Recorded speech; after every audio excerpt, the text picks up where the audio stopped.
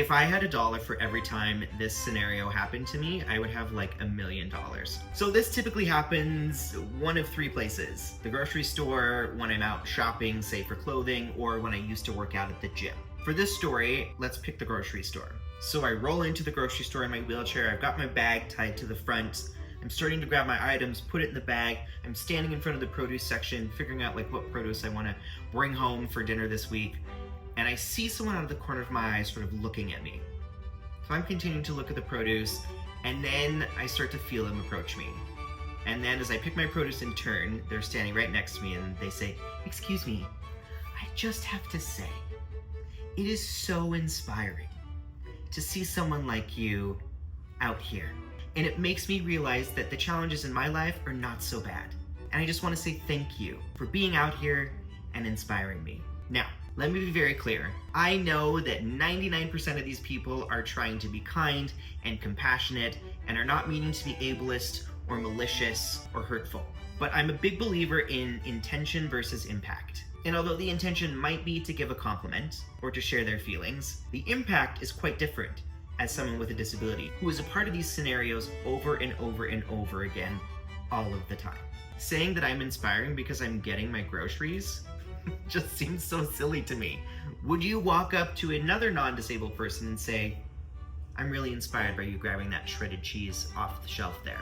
You wouldn't. So why would you say that to me? I get why you would think that that was okay, but the subtext of what you're actually saying is, by you being here, you're reminding me that my life is so much better than yours, and that I shouldn't complain about because your life is probably really hard and that I have it really easy. So thank you for reminding me that my life is so easy. I also never understood as a kid when people would say this to me, like when I had a job. I'll never forget, I used to work at Old Navy, and one time someone came in and said, "Well, at least you can work." And I thought, "But what?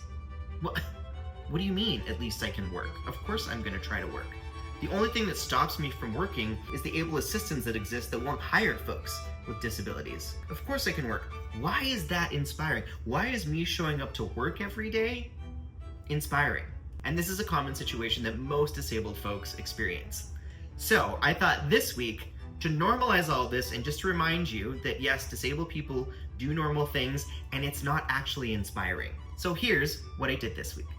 So I'm writing a new book that comes out next year, and today is a writing day. And what that means is I call my co-author Blake and we chat for an hour, talk about the chapter. He writes it up, sends it to me, and then I edit it, and that's how the process works. So let's give him a call. I do a lot of pacing when I'm working with Blake. So I've got a photo shoot coming up this week, so I need to go get my brows waxed. Look at these. Ugh, they're in desperate need.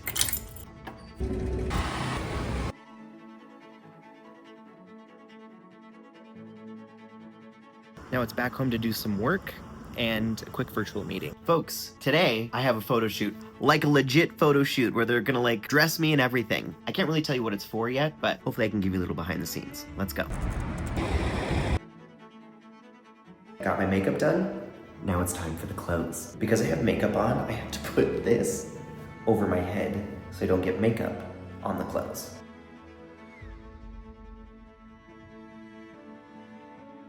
The rest is a secret, more coming soon. Shh. Then back home to continue the workday. The rain is my arch nemesis. Okay, I had a quick nap where I woke myself up snoring. But now I'm headed to the movies, but since it's at the mall, I'm gonna do a quick pickup Of some products from Aveda for this body. Back to the car. I didn't want to carry all that ish into the theater. I don't know about y'all, but I get the nervous pees, so even if I don't have to pee, I still try to pee before I go into the theater. Tonight we're seeing the movie Sinners. Walk to my seat. Order some snacks and dinner and drinks. Damn, that's a big salad. Then my friends Sally and Linnea arrived. Whew! That was fantastic, but intense. My nerves. Time to head home. So, those are some of the things that I did this week. Were you inspired? You shouldn't be. I was literally just working all week.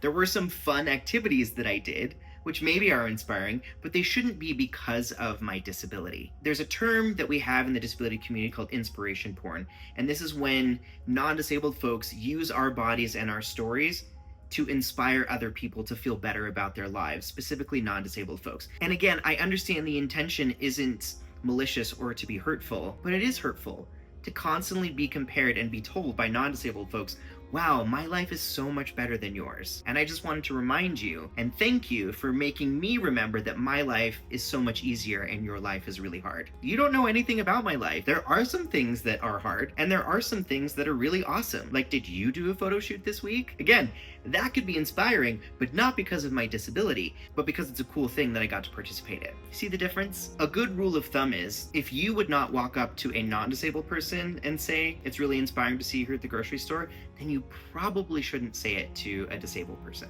I realize that we don't get a proper education on how to interact with folks with disabilities. That's why I'm here, to help you understand that. And listen, I do make some content that I want you to feel inspired by, but it's not because of my disability. What I'm hoping you take away from a lot of my content is a learning and to be inspired to be a better human, to be inspired to understand how you can be an ally to the disabled community by not saying some of these harmful things, although not intentional. They definitely have an impact and can feel harmful. So my hope is that you feel inspired and empowered through this content to learn and to grow and to be better in your community. That part is okay to be inspired by. It's been lovely hanging out with you this week. I'm exhausted. I'm ready for a break. Happy Friday, and I'll see you folks next week. Bye.